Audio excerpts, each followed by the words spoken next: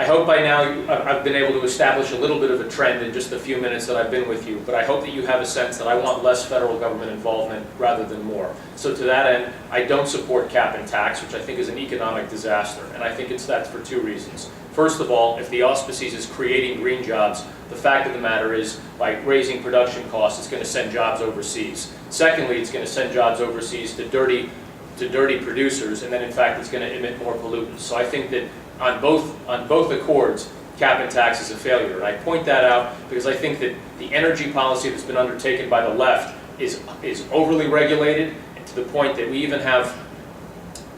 have been forced to take courses of action which have had unintended effects in our marketplace. For example, the drive towards ethanol fuels, I don't support that. I would love to see every manner of alternative fuel available, but when we start taking corn out of production and it drives the price of hogs up, I don't think that that's viable to take a food source and use that to fuel vehicles when we know that there are other more efficient ways to in fact fuel vehicles. I think we need to be looking at coal, clean coal. I think that we need to be drilling everywhere that we can off the coast of North Carolina.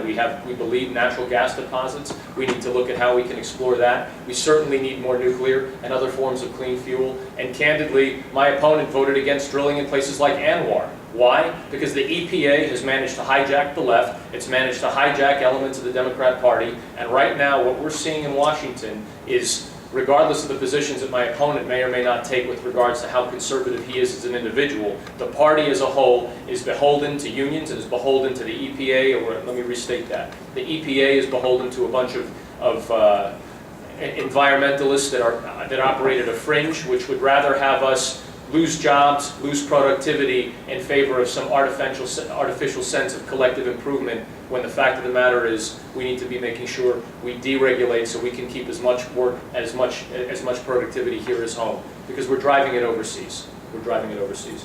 Thank you.